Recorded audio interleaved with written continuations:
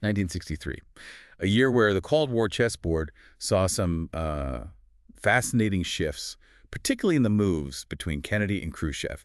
Today, we're diving deep into Chapter 21 of Michael Beschloss's The Crisis Years, Kennedy and Khrushchev, 1960-1963. Right. This chapter really gets into a critical juncture. You've got Kennedy's efforts to shore up alliances in Europe, playing out against this backdrop of serious movement and some pretty big sticking points in nuclear arms control. And Beschloss also brings in that very human element. Exactly. The personal and political vulnerabilities that, could have just derailed everything. Yeah, Beschloss masterfully weaves together Kennedy's big European tour, the sort of dawning hope for a limited nuclear test ban treaty, and these underlying issues, scandals, potential security breaches that were kind of swirling beneath the surface. Yeah. So our mission in this deep dive is to really pull out the core of this complex period. We want to understand the key events, the strategies, the diplomatic back and forth, and those ever-present crises. And the historical context, too, plus Beschloss's own take on it all, drawing from a whole range of sources. Okay, so where does Beschloss kick things off in this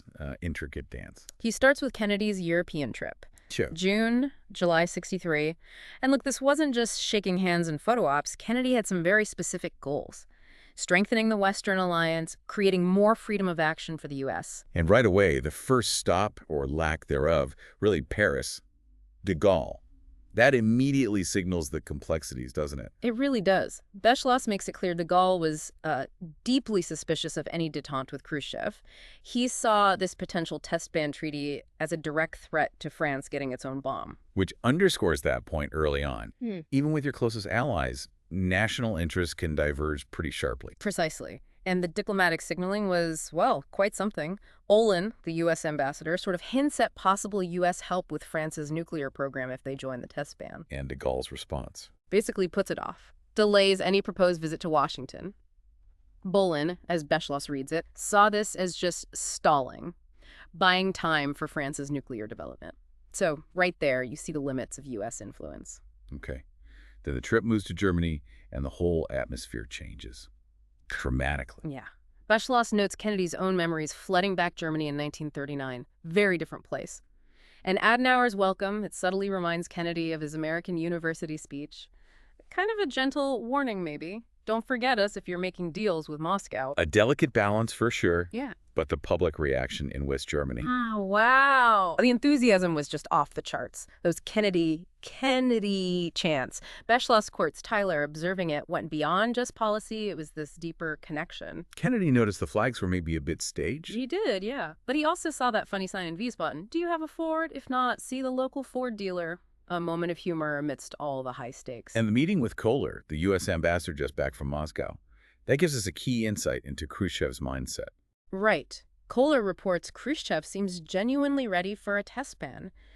Partly maybe to justify the split with China, promote his whole peaceful coexistence thing. Which is fascinating when you contrast it, as Beschloss does, with Phyllis Kohler's perspective, the difference between Kennedy's almost godlike public image and the private whispers about his personal life. Then West Berlin, another huge emotional moment.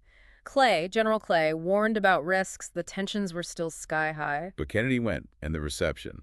It was the 15th anniversary of the airlift, too. Extraordinary. Manchester's description of the crowd's just massive. So supportive, it really comes alive. But even Adenauer, amidst it all, voices that worry could another Hitler rise. And that leads straight into probably the most famous line of the whole trip. Ich bin ein Berliner. Beschloss details how it came about Robert Kennedy pushing for a German phrase, Bundy doing a quick translation on the plane. From Civis Romanissum.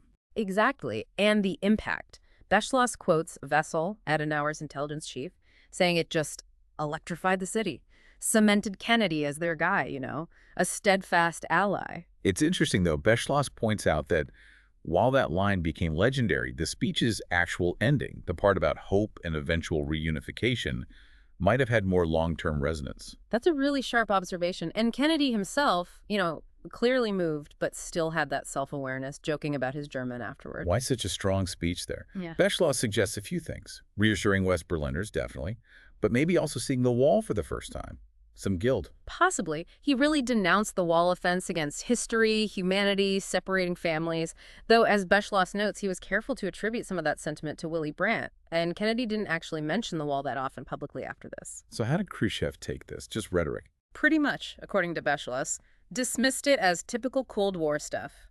Which is interesting because Kennedy apparently saw his own 1961 speeches differently, so American diplomats had to do a bit of clarifying afterwards. Bundy put some softer language in the next speech? Yeah, smooth things over a little. But the German adulation, Kennedy clearly loved it, made that note for his successor, half joking. And the polling data, Bundy had showed Kennedy way more popular in Germany than de Gaulle. Then a quick stop in Ireland? More personal. Definitely. Bundy apparently wasn't keen, but Kennedy insisted, "I am the President of the United States, not you." Quite the line. Ah, and he announced the new ambassador, met cousins. Sang songs, quoted Joyce to the Irish Parliament. It shows that personal connection side again. Then England. And the mood shifts again, dramatically, because of the Profumo scandal. Oh, yeah. Macmillan was really reeling. Beschloss outlines the whole affair, the lies, the security concerns, the public outcry. Kennedy was worried, understandably, about getting dragged into it. So he shortened the visit, changed the venue. Right. Met Macmillan at Birch Grove instead of Chequers. Macmillan felt snubbed, wrote about it in his diary.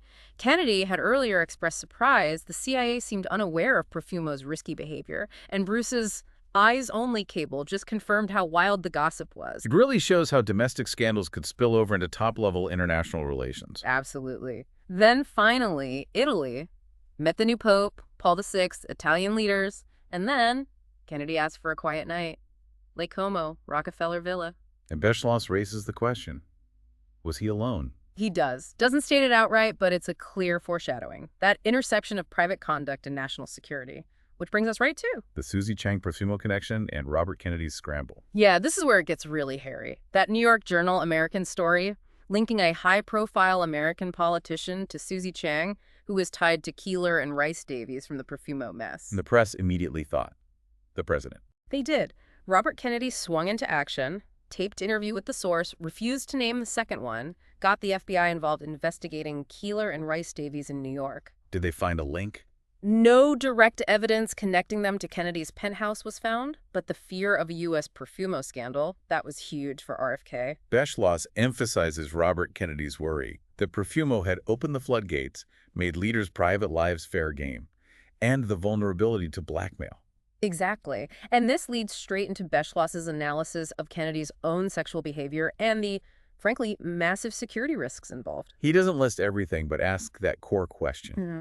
How did this impact his leadership, his diplomacy? Right. Kennedy knew sexual compromise was an espionage tactic. He wasn't naive about that. The potential damage if any affairs came out, especially if someone had Soviet bloc ties, it was enormous. And the risk of blackmail influencing foreign policy. Terrifying. Beschloss's bottom line is pretty stark. Kennedy made no systematic effort to vet these women for security risks. The French ambassador, Alphand, apparently found the lack of precaution surprising. Yeah, in a supposedly Puritan country, Beschloss floats hypotheticals like Sam Giancana potentially having leverage. And he reminds us of real cases, like Dijon in France, where Soviet intelligence did exactly this kind of thing. What about the Secret Service? Limited in what they could or would do in this area, Rusk's comment about not being Kennedy's chaperone kind of sums up the attitude. But Kennedy knew the risks. Thompson told him about the warnings given to Marines in Moscow. To give this context, Beschloss goes back to the Inga Arvad affair in the early 40s. And Arvad's background is troubling, to say the least. Married, rumored mistress of a Nazi sympathizer, photographed with Hitler, anti-Semitic remarks. And the FBI was watching her as a possible spy while she was with Kennedy? Heavily. Her file details it, including their time in Charleston. Beschloss sees this as showing Kennedy's political cynicism, even back then. His letters to her seem almost dismissive of the danger. It almost ended his naval career, didn't it? It did. Joe Kennedy had to pull strings to get him transferred to the Pacific. JFK later privately called it being shagged out of town. Hoover apparently regretted not doing more later. And Beschloss argues this whole episode maybe reinforced Kennedy's sense of impunity. Yeah, that he could get away with it, that maybe payoffs and threats could keep things quiet. He seemed to believe the press wouldn't touch his private life unless it affected his job performance, like that beach photo incident. And his views on privacy for leaders, the Lenin anecdote. Suggests he believed in a separation.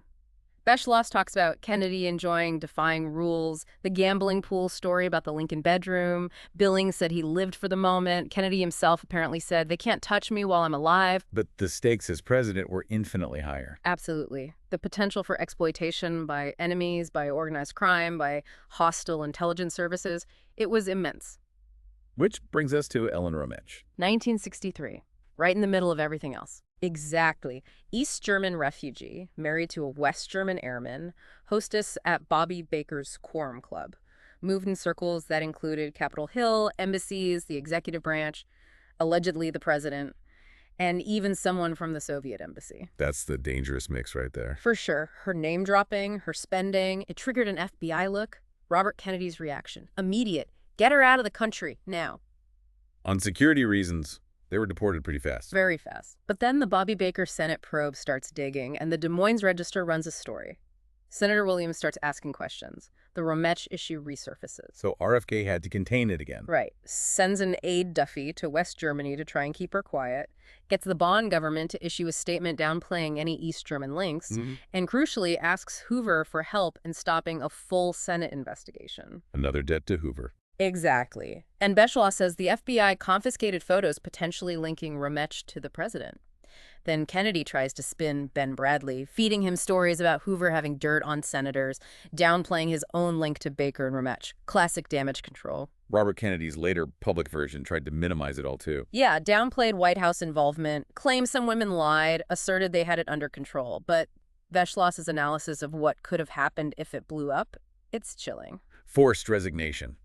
Poisoning U.S. politics. Yeah. Accusations of Soviet blackmail influencing Cold War policy. All of it. It could have completely derailed any chance of improving relations with the Soviets. A massive potential crisis, narrowly averted. Okay, amidst all that, we have the limited test ban treaty negotiations moving forward. A totally different track, but happening concurrently. Right, and Khrushchev's speech on July 2nd is a huge moment. Praises Kennedy's American University speech, offers a limited ban atmosphere, space, underwater, drops the demand for an underground moratorium, withdraws the offer of on-site inspections. Using that colorful harem analogy.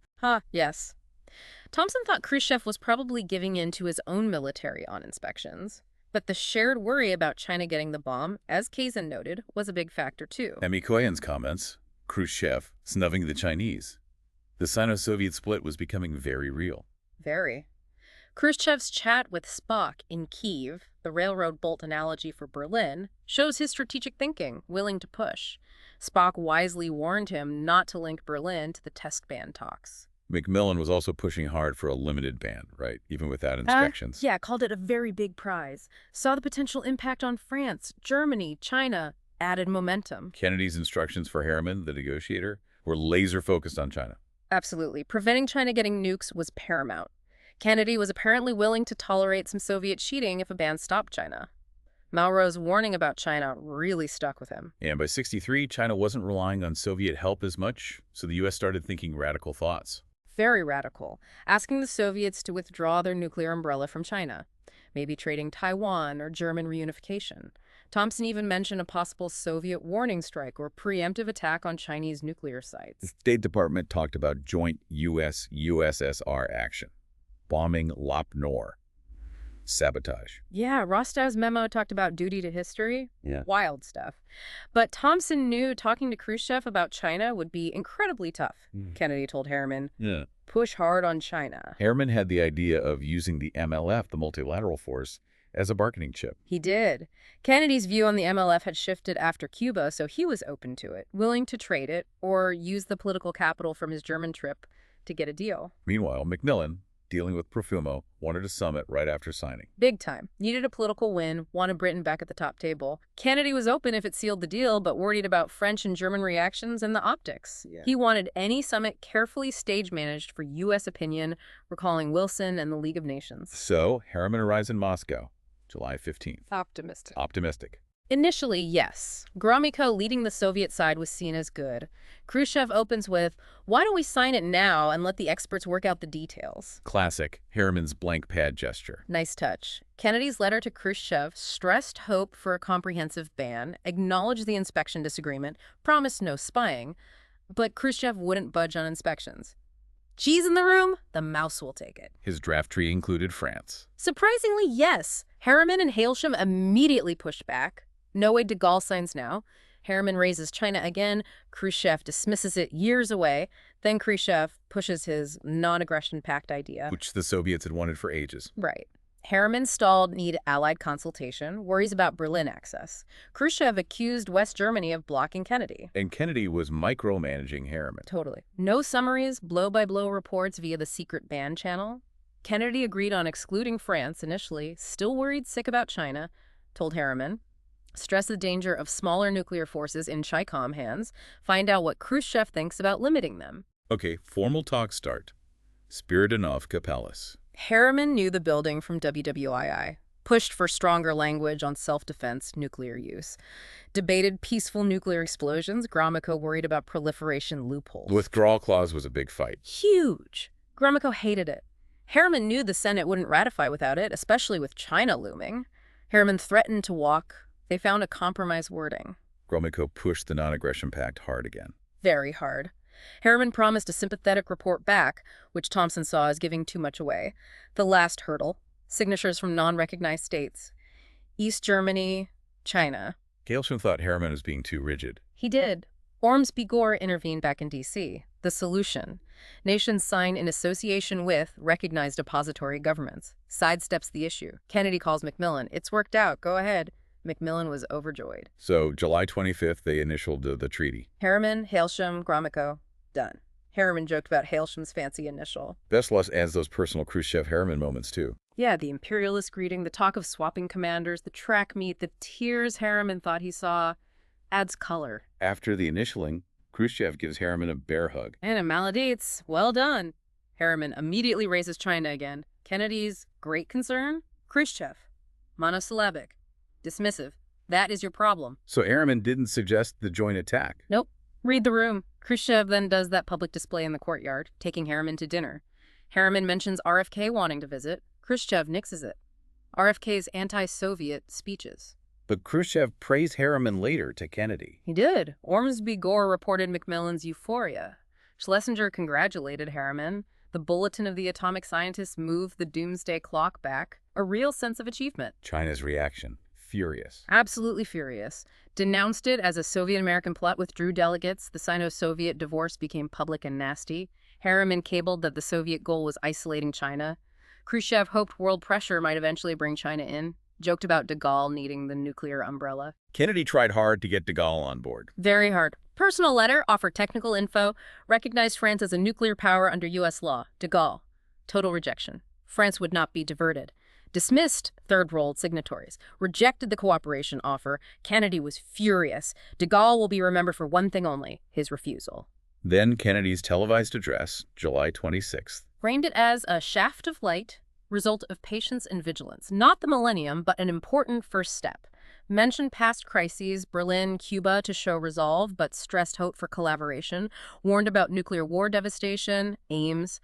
Reduce fallout, stop proliferation. Called on people to think about a world full of nukes. Acknowledged dangers remained Cuba, Southeast Asia, Berlin, but ended hopefully, quoting that Chinese proverb from Vienna. After the speech, Harriman brings caviar from Khrushchev to Hyannisport. Kennedy had a funny reaction. He also sent the treaty to Truman, got a supportive call and letter back, hope for preventing total war. But Eisenhower was a worry. Big worry. Rusk and McConey went to Gettysburg. Ike worried about China, France, U.S. superiority, the withdrawal clause, influenced by Strauss. Rusk tried to reassure him, but Eisenhower wasn't sold yet. Kennedy decided against a Moscow summit for the signing. Right. Avoid Macmillan's pressure, bad domestic look. Sent a bipartisan Senate delegation instead, led by Rusk. Took some arm twisting to get Dirksen, Hickenlooper on board. Mansfield worked on Aiken. Saltonstall, Fulbright, Sparkman, Pastore went too. Stevenson's presence was debated, but Khrushchev wanted youth-ant, which justified Stevenson going. Signing in Moscow, August 5th. Rusk meets Gromyko beforehand. Discussed Germany, terminology, East versus socialist. Khrushchev joked about Kennedy being called a socialist. Fulbright remembered Khrushchev's earlier tea with the committee. Khrushchev apparently ribbed Stevenson about the missile crisis. Then the ceremony, Gershwin, speeches, toasts. Rusk, Gromyko, home sign. Khrushchev declares the spirit of Moscow. Afterwards, Rusk talks non-aggression pact again. Yeah. Khrushchev had compared it to mineral water. Rusk compared it to Kellogg brand. U.S. hoped for budget cuts if other deals followed, ready to discuss Germany, Berlin access. Didn't get anywhere with Dobrynin later. Rusk suggested a fresh look at the UN, then the trip to Khrushchev's place in Pitsunda. The swimming warning, the pool, the badminton game. All that. Khrushchev won badminton, then private chat under the tree. Khrushchev asks why the U.S. is so stubborn on Berlin. Rusk improvises.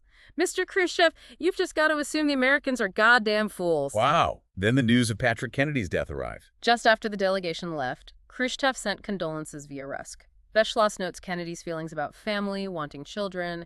Macmillan sent sympathies too. A very sad, personal note amidst the diplomacy. But the treaties still had to get through the Senate. A huge fight loomed. Massive. Kennedy feared the Southern Democrat-Republican coalition. Charges of a secret deal. McNamara met the chiefs, privately addressed their feels about cheating, detection, readiness, underground testing. LeMay wanted to split China and Russia. Mail was reportedly running heavily against the treaty. Kennedy was willing to lose re-election over it. That's what Beschloss suggests. He figured 15 senators would oppose anything he proposed. Thought it would lose if voted on then. McNamara argued before the Senate that the U.S. would lose its lead if testing continued. Conservative argument, yeah. Kennedy argued we didn't need more megaton bombs or atmospheric tests for anti-missile work, and Soviet cheating couldn't erase the U.S. lead. He was furious with McCone for sending CIA people to brief senators against the treaty, talking up Soviet cheating during the moratorium. That relationship with McCone was already bad since Cuba. Right. RFK saw him as a Trojan horse. Bundy was fed up, too. Edward Teller led the opposition. Called it the Treaty of Moscow, argued for high-altitude tests for anti-missile defense, pointed to Soviet 1962 tests, warned of being at dictator's mercy, demanded reservations. Arthur Dean warned renegotiation was impossible. Hickenlooper wanted the Kennedy-Khrushchev letters. Rusk offered to show leaders privately. Smathers worried Khrushchev would walk. Russell opposed it on cheating safeguards. Bundy thought about using Johnson with Russell, but Kennedy didn't want to empower LBJ. The Foreign Relations Committee recommended it, though. Only one dissenter. Long. Goldwater demanded Soviet withdrawal from Cuba first. Kennedy flatly denied secret deals at a press conference. Now, Beschloss brings up the Sherman-Adams scandal as possible leverage over Eisenhower. It's a controversial point, but Beschloss lays it out. Justice investigated Adams taking gifts from Goldfein. IRS initially recommended prosecution. Questions about RFK's motives, but subordinates advised against it. Did Kennedy subtly use this against Eisenhower? Reports say Ike asked Kennedy to spare Adams. RFK denied political motives later.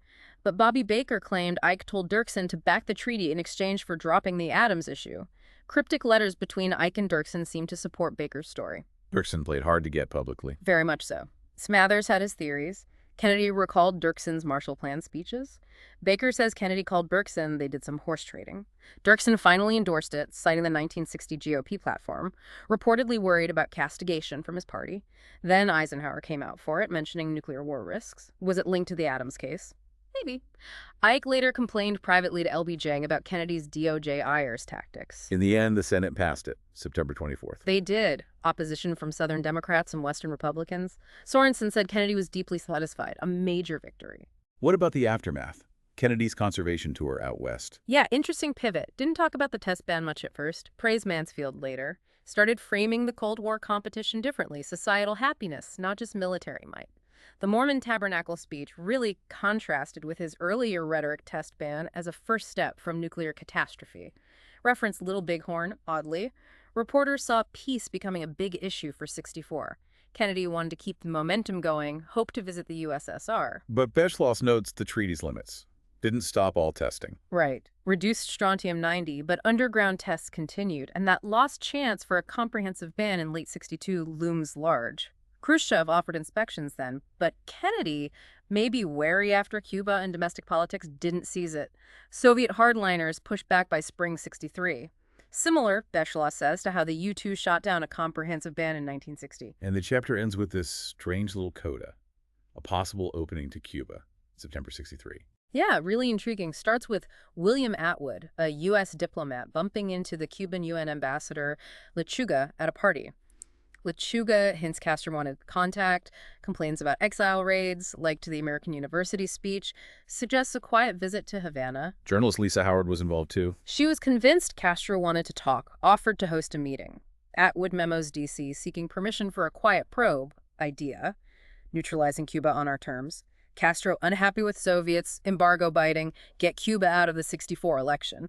Stevenson reported Kennedy didn't object, though the CIA was still heavily involved. Robert Kennedy's reaction. Yeah, cautious. Very. Havana visit too risky. But the general idea, worth pursuing. Told Atwood stay in touch with Bundy, Chase. But RFK laid down tough conditions for normalization. Soviets out, break ties with communists, stop subverting Latin America. Meanwhile, the CIA was still running sabotage ops. Absolutely. Bundy reported on it, CIA speculated about Castro dying, and disturbingly, the assassination plots resumed. Exploding seashell plot, meeting with this Cuban official, Cuvela, A.M. Elsh, who wanted to do an inside job. And Castro issues a public warning about retaliation. Right around the same time, at the Brazilian embassy, did he know about the Cubela meeting? CIA worried. Chase tried to downplay it. Just adds another layer of danger and uncertainty to that whole situation. So wrapping up this incredibly dense Chapter 21, we've covered Kennedy's complex European trip, the test ban negotiations happening against that backdrop of personal risk, and this faint, ultimately doomed hint of a Cuba opening. It really highlights the sheer pressure cooker Kennedy was operating in. High-stakes diplomacy, domestic politics, personal conduct, security risks, all swirling together constantly. Which brings us to our final thought for you, the listener. Given all these pressures, nuclear threat, allies, personal issues, domestic fights, what do you think was the single biggest obstacle preventing a more lasting peace with the Soviets, or a real resolution with Cuba during Kennedy's presidency? Something to mull over, that interplay of the personal, the political, the international. Indeed. And with that, we can confirm this deep dive has covered the entirety of Chapter 21 from Michael Beschloss's The Crisis Years, Kennedy and Khrushchev, 1960-1963, hitting the key events, strategies, diplomacy, crises, contacts, and Beschloss's analysis.